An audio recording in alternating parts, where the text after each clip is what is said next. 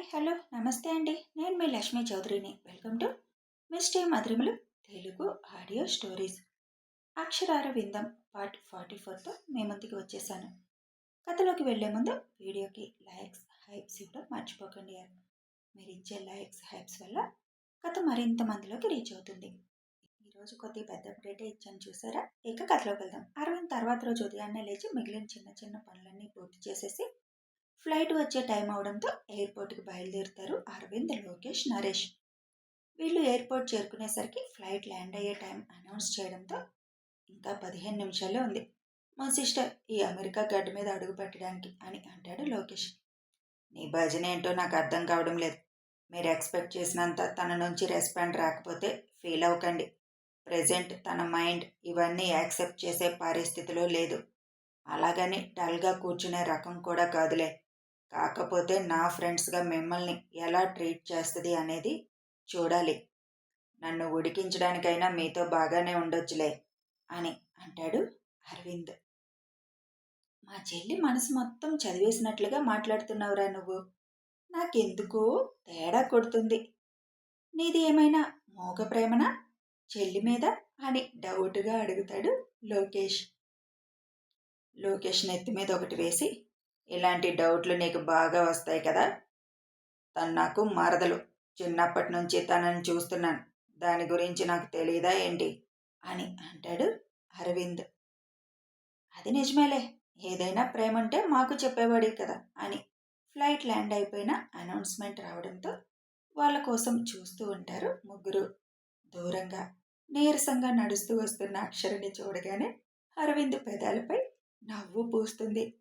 పాపం ఎంత కష్టంగా వస్తుందో అక్కుపక్షి అనుకుంటూ ముందు సావిత్రమ్మని హక్ చేసుకొని, వెల్కమ్ అమ్మమ్మ, ఇప్పటికి తీరింది నీకు అమెరికా రావడానికి అంటాడు నవ్వుతూ. మీ ఇద్దరు పెళ్లి చేసి రావాలి అనుకున్నాను, అలాగే వచ్చాను అని అంటారు సావిత్రమ్మ. లోకేష్, నరేష్ మాత్రం అక్షర ముందుకు వెళ్ళి నుంచొని వెల్కమ్ అమెరికా చెల్లెమ్మ అని ఇద్దరు బొకే అందిస్తారు. వాళ్ళని ఎవరు అన్నట్లుగా చూస్తుంది అక్షర. మేము మీ ఆయనకి జిగిరి దోస్తులం. అమెరికా వచ్చిన దగ్గర నుంచి మేము ముగ్గురం కలిసే పెరిగాం. నా పేరు లోకేష్, వీడి పేరు నరేష్ అని చెబుతాడు లోకేష్. థ్యాంక్ యూ అని వాళ్ళకి చిన్న స్మైల్ ఇస్తూ ఆ బొకేలు అందుకుంటుంది. అక్షరని తీసుకువెళ్ళి అరవింద్ పక్కన నిల్చోపెట్టి, సూపర్ పేర్, చూడ్డానికి ఇద్దరు ఒకరి కోసం ఒకరు అన్నట్లుగా ఉన్నారు. మా అరవింద్కి ఎలాంటి అమ్మాయి వస్తుందో అని మేమెప్పుడు అనుకుంటూ ఉండేవాళ్ళం. వాడి పక్కన నువ్వు కరెక్ట్గా సరిపోయావు. మేడ్ ఫర్ ఈచ్ అదర్లా ఉన్నారు ఇద్దరు అని అంటాడు లోకేష్. ఇక చాలు, ఇక్కడే ముచ్చట్లు చెప్తావా, వాళ్ళని తీసుకొని బయలుదేరదామా అని అంటాడు అరవింద్. ఓకే ఓకే పదండి అని లగేజీలన్నీ కారుల్లో పెట్టేసి 3 కారుల్లో అందరినీ అడ్జస్ట్ చేస్తారు. శేఖర్ వాళ్ళు మాత్రం సరిపోదులే అని క్యాబ్ బుక్ చేసుకుంటారు. అక్షరాన్ని తీసుకొని వెళ్ళి అరవింద్ కారులో ఫ్రంట్ సీట్లో కూర్చోబెట్టేస్తుంది దర్శి. వెనక దర్శి, అనీష్, అదిత్ ఎక్కుతారు. లోకేష్ కారులో శేషు గారు, ధర్మ, దేవి, భాగ్య, సావిత్రమ్మ వాళ్ళు ఎక్కితే నరేష్ కారులో కేశవ్ ఫ్యామిలీ ఎక్కుతారు. అరగంటలో ఇంటి ముందు కారు ఆపుతాడు అరవింద్. అప్పటి వరకు వాళ్ళందరూ మాట్లాడుకుంటున్న అక్షర సైలెంట్గానే కూర్చుంటుంది తప్ప ఏమీ మాట్లాడదు. ఇంటి ముందు కారు ఆపగానే కారు దిగి కళ్ళతోటే ఇల్లు మొత్తం పరిశీలిస్తుంది. ఇంటి చుట్టూ ఉన్న గార్డెన్ని చూస్తుంది. పదవదినా అని అక్షర చేయి పట్టుకుని దర్శి గుమ్మం ముందుకి తీసుకువస్తుంది. మీ ఇద్దరూ కలిసి లోపలికి అడుగు పెడుదురు, ఇక్కడే ఉండండి అని చెప్పి దేవి గారు మిగతా వాళ్ళని తీసుకొని ఇంట్లోకి వెళ్ళిపోతారు. కావ్యకి అప్పటికే ఫోన్ చేసి చెప్పడంతో హారతి ఇవ్వడానికి రెడీ చేసి ఉంచుతుంది. ఇద్దరికి కలిపి హారతి ఇచ్చి అరవింద్ భుజం మీద పెళ్ళప్పుడు వేసిన పంచి వేసి అక్షర చీరకి ఆ పంచికి దర్శి చేత ముడివేయిస్తారు. ఇప్పుడు రండి నాన్న ఇద్దరు, ఒకరి చేయి ఒకరు పట్టుకొని కుడికాలు అడుగుపెట్టి అని దేవి గారు ఆనందంగా చెబుతారు. ఇక్కడ కూడా ఒకసారి పేర్లు చెప్పి వచ్చేస్తారా అని అడుగుతుంది దర్శి నవ్వుతూ. అక్షర ఒక చూపు చూడగానే వద్దులే వద్దులే, జట్లాగా ఉంది కదా బాగా, తొందరగా వచ్చేయండి చిన్నగా నవ్వుతూ అంటుంది. తను ఎలాగో పట్టుకోదని తెలిసి అరవింద్నే అక్షర చేతిని తన చేతిలోకి తీసుకొని పద అంటాడు. మొహంలో ఏ భావం లేకుండానే అత్తగారింట్లోకి కుడి పాదం మోపి అడుగు పెడుతుంది అక్షర. అక్షర అరవింద్ ఇంట్లోకి అడుగు పెట్టగానే ఇద్దరికీ కలిపి వేసిన ముడి విప్పి తనకి రూమ్ చూపించి అరవింద్ స్నానం చేసి వచ్చి దీపం వెలిగిస్తుంది అని చెబుతారు దేవి. పద అని అరవింద్ ముందుకి అడుగు వేయగానే అందరూ ఉండడం ఒకటైతే ఆల్రెడీ ఛాలెంజ్ చేసింది కాబట్టి తప్పక అరవింద్ వెనకే అడుగులు వేస్తుంది. పైకి తీసుకువెళ్ళి తన రూమ్లోకి తీసుకువెళ్ళగానే ఈ రోజు నుంచి ప్రతి క్షణం నన్ను చూడాల్సిందే నువ్వు. చాలా కష్టం కదా నీకు. నన్ను చూడడమే ఇష్టం లేని నీకు నన్ను చూస్తూ లేవడం ఒక టాస్క్ అని అంటాడు చిన్నగా నవ్వుతూ. నిన్ను చూస్తూ లేవాల్సిన అవసరం నాకేముంది? ఈ గోడల్ని కిటికీల్ని చూసైనా లేవచ్చు. నిన్ను చూస్తూనే లేవాలని రూల్ లేదు కదా అని అంటుంది అక్షర. ఏం చూసి లేసినా రూమ్లో నేను కూడా ఉంటాను కదా అక్కుపక్షి. కంపల్సరీ నన్ను చూడాల్సిందే కదా.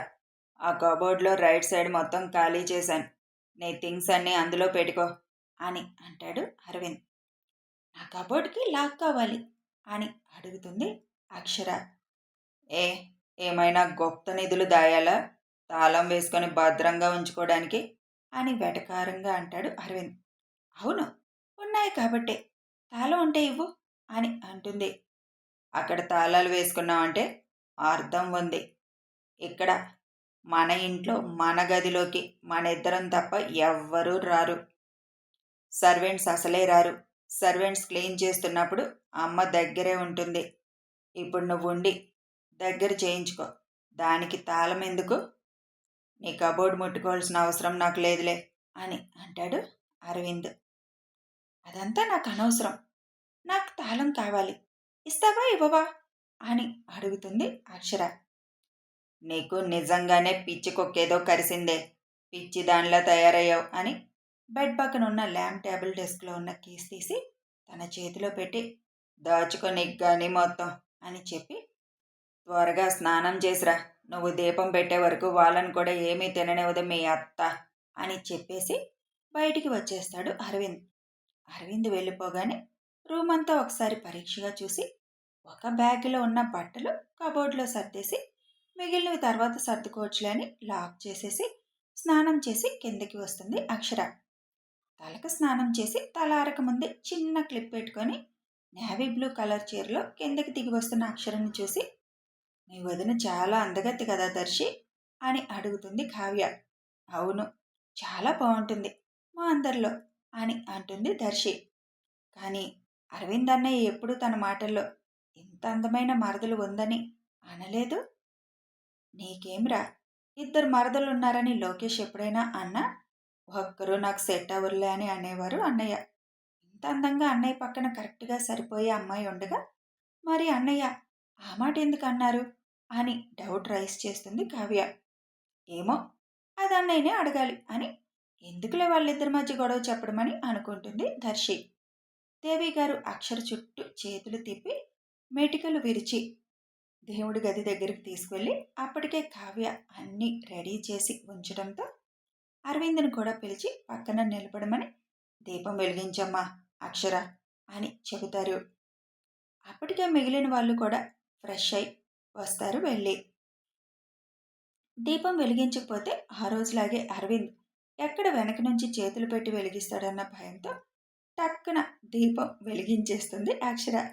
అక్షర కంగారు చూసి నవ్వుకుంటాడు అరవింద్. హారతి ఇచ్చేశాక నీ చేత్తో స్వీట్ ఏదైనా చేరా బంగారం అని కిచెన్లోకి తీసుకువెళ్తారు అక్షరని. ధర్మగారు వాళ్ళు వచ్చి అప్పటికి 20 సంవత్సరాలు అవుతున్నా ఇంతవరకు శేషు గారు వాళ్ళు అమెరికా రాలేదు. ప్రతి సంవత్సరం దేవి గారు వాళ్ళు రావడంతో ఇక వాళ్ళు ఎప్పుడు వెళ్ళాలి అని అనుకోలేదు. ఒక్కసారైనా రండన్నయ్య అని పిలిచినా ఏముందులే అమ్మ అక్కడికి వచ్చి మేం చేసేదేముంటుంది అని అనేవాళ్ళు.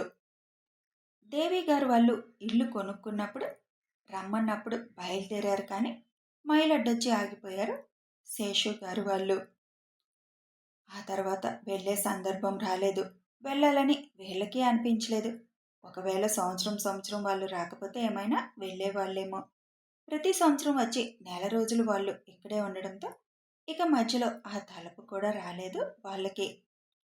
వచ్చినా వాళ్ళు 2 రోజులు 3 రోజుల కంటే ఉండలేరు ఈ వాతావరణంలో అని బలవంతం కూడా చేయలేదు ధర్మగారు. ఒకసారి సావిత్రమ్మ అక్షర్ని తీసుకుని వెళ్ళాలని ప్రయాణమైన అదే టైంలో ఆవిడికి కొద్దిగా హెల్త్ ఇష్యూ రావడంతో ప్రయాణం ఆపేసుకున్నారు. ఇదే ఫస్ట్ టైం రావడంతో ఇల్లంతా చూసి లోపల మొత్తం ఇండియాలో ఉన్నట్టే ఉంది. బయటికి వెళ్తేనే మీరు అమెరికాలో ఉన్నారేమో అని అనిపిస్తుంది అని అంటారు శేషు గారు. మీ చెల్లి కావాలని అలా దగ్గరుండి డిజైన్ చేయించుకుంది మొత్తం. కనీసం ఒక్కసారైనా వస్తే తెలిసేది మీకు. ఏదో మా అక్షర పుణ్యమా అంటూ ఇప్పుడైనా వచ్చారు అని ధర్మగారు నవ్వుతూ అంటారు. మొత్తం పనులన్నీ చేయించేసినట్టున్నావుగా అరవింద్. ఇల్లు చాలా అందంగా డెకరేట్ చేయించేశావు.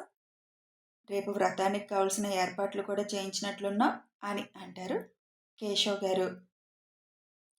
హా, ఇంకా అన్ని పనులు అయిపోయినట్టే. రేపు మార్నింగ్ వ్రతం కదా, మీరందరూ వస్తే ఇంట్లో డెకరేషన్ చేయించడం కష్టం అవుతుంది.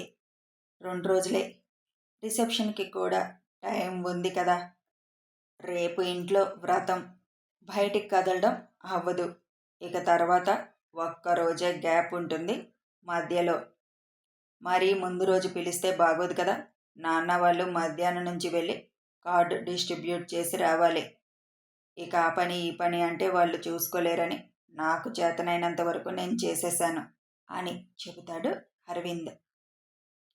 ఓ, ఇంకా ఇన్వైట్ చేయాల్సిన వాళ్ళు ఉన్నారు కదా, ఈ జట్లాగుతో వెళ్ళగలరా బావా అని అడుగుతాడు కేశవ్. ఇంకెవరున్నారులే, ఈ స్ట్రీట్ వాళ్ళు నా ఫ్రెండ్స్ కొలీగ్స్ మాత్రమే కదా. ఈ స్ట్రీట్ వాళ్ళని రేపు ఎలాగో వ్రతానికి పిలవాలి కాబట్టి సాయంత్రం నుంచి వెళ్తే 2 పనులు ఒకేసారి అయిపోతాయి. ఇక ఫ్రెండ్స్ను కూడా ఇవాళ ఇన్వైట్ చేసి హాస్పిటల్ కొలీగ్స్ అందరికీ రేపు వ్రతం అయ్యాక ఒక 2 గంటలు టైం చూసుకొని వెళ్ళి ఇన్వైట్ చేస్తే అయిపోతుంది అంటారు ధర్మ. అవే అయిపోతాయి పనులు, ఏవీ ఆగవు కానీ టెన్షన్ పడే అవసరం లేదు అని అంటారు సావిత్రమ్మ. అక్షర స్వీట్ చేసి బౌల్లో తీసుకొని వస్తుంది అందరికీ ఇవ్వడానికి. ముందు మీ ఆయన చేతికి ఇవ్వు అని సావిత్రమ్మ అనగానే, ఎక్కడైనా ముందు పెద్దవాళ్ళకి ఇస్తారు, నువ్వు ఆ సాంప్రదాయాన్ని మార్చాలని చూడకు ముసలి అని ఫస్ట్ నాయుడు గారి దగ్గరికి వెళ్ళి స్వీట్ అందించి వరుసగా పెద్దవాళ్ళందరికీ ఇచ్చేసి చివరిలో అరవింద్ దగ్గరికి ఇవ్వడానికి వస్తుంది. వెంటనే కావ్య లేచి, అన్నయ్య, మీ పెళ్ళి మేము ఎలాగూ చూడలేదు. మీ పెళ్ళిలో చాలా గొడవ చేయాలి, హంగామా చేయాలి అనుకునేదాన్ని. ఆ కోరిక ఎలాగూ తీరలేదు కదా. ఇప్పుడు మా ముందు మాత్రం అక్షర నోట్లో స్వీట్ పెట్టండి మీరు అని అంటుంది. అవును పెట్టాలి అని దర్శి, లోకేష్, నరేష్ కూడా వంతు పాడుతారు. ఇప్పుడు అవన్నీ ఎందుకు, పెద్దవాళ్ళందరూ ఉండగా అని అంటుంది అక్షర. ఏం పర్వాలేదు, అసలు అలాగే తినిపించుకోవాలి. ఫస్ట్ నువ్వు పెట్టు అరవింద్ అని అంటారు దేవి గారు కూడా. కావాలని ఇరికిస్తున్నావు కదా అత్త అని చిన్నగా అంటుంది అక్షర. ఇవన్నీ మా చిన్న చిన్న సరదాలు బంగారం. నోట్లో పెట్టినంత మాత్రాన చేదైపోదుగా నా కొడుకు చేతితో పెట్టిన స్వీటు అని అంటారు దేవి గారు. వాళ్ళ అత్త బాధ అర్థమవుతున్న అక్షర్కి చిన్న చిన్న విషయాల్లో కూడా వాళ్ళని ఎందుకు ఇబ్బంది పెట్టడం అని ఇక ఏం మాట్లాడదు. దర్శి తీసుకువెళ్ళి అక్షర్ని అరవింద్ పక్కన కూర్చోబెట్టగానే స్పూన్తో స్వీట్ తీసి అక్షర నోటి దగ్గర పెడతాడు అరవింద్. మారు మాట్లాడకుండా నోరు తెరుస్తుంది అక్షర. ఇప్పుడు నువ్వు తినిపించొదినా అని అంటుంది దర్శి. అక్షర కూడా అరవింద్కి అదే స్పూన్ తీసుకొని నోట్లో పెడుతుంది స్వీట్. ఆ గిన్నెలో ఉన్న స్వీట్ మొత్తం ఇద్దరూ అలాగే తినిపించుకోవాలి అని చెబుతుంది కావ్య. తినిపించుకున్నాం కదా, ఇంక చాలదా అని అంటుంది అక్షర. మాకేం చాలదు, మొత్తం తినిపించుకోండి ఇద్దరు అని లోకేష్, నరేష్, దర్శి, కావ్య వాళ్ళ చుట్టూ చేరుతారు. స్పూన్తో ఎక్కువ తీసి తినిపించడం మొదలు పెడుతుంది అక్షర. తొందరగా అయిపోతుంది అని. అది చూసి అంతకంటే ఎక్కువ తీసి అక్షర నోట్లో కుక్కుతాడు అరవింద్. ఎలాగో బౌలు ఖాళీ చేస్తారు ఇద్దరు. ఇప్పుడు పడుకుంటే మళ్ళీ లేవరు మీరు. 12 ఎలాగో అయింది. లైట్‌గా ఫుడ్ తినేసి పడుకోండి అందరూ అని చెబుతారు దేవి గారు. ఉదయం ఎయిర్‌పోర్ట్‌కి వెళ్ళకముందే వచ్చి వాళ్ళు వంట చేయాలంటే కష్టమని అరవింద్ తనకి వచ్చిన కూరలు కావ్య హెల్ప్‌తో కుక్ చేసి పెట్టేస్తాడు.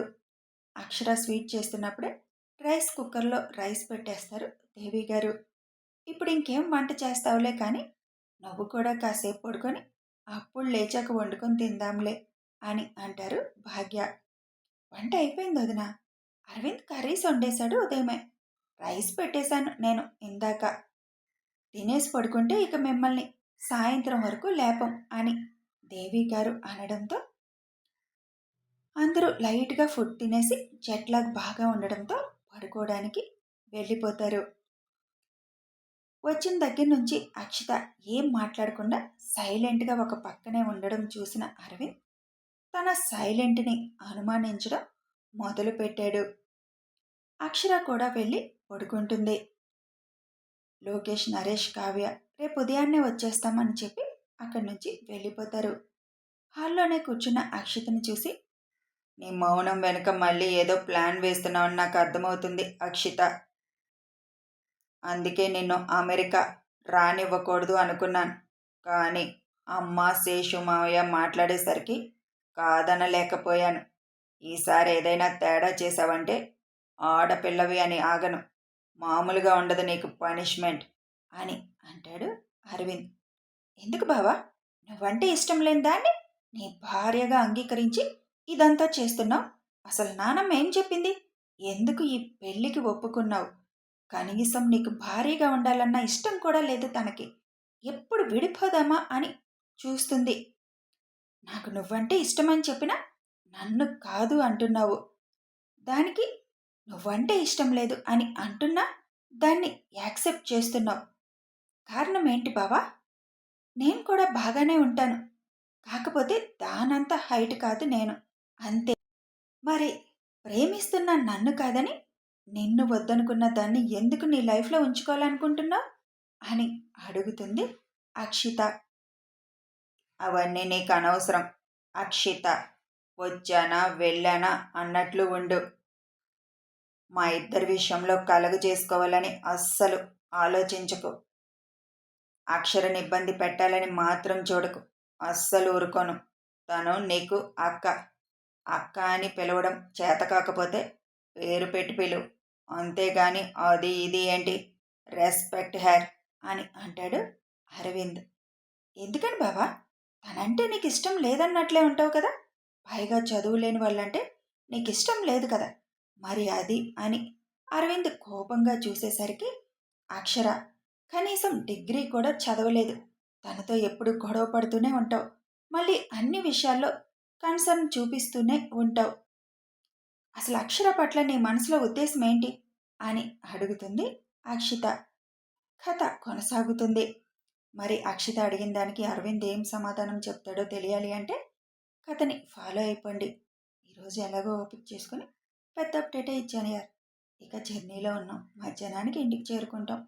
ఈ రోజుకి ఫుల్ రెస్ట్ తీసుకోవాలి. వీడియో నచ్చితే ఒక లైక్ చేయండి, షేర్ చేయండి, కామెంట్స్ రూపంలో మీ అభిప్రాయం తెలియజేయండి. Thanks for watching.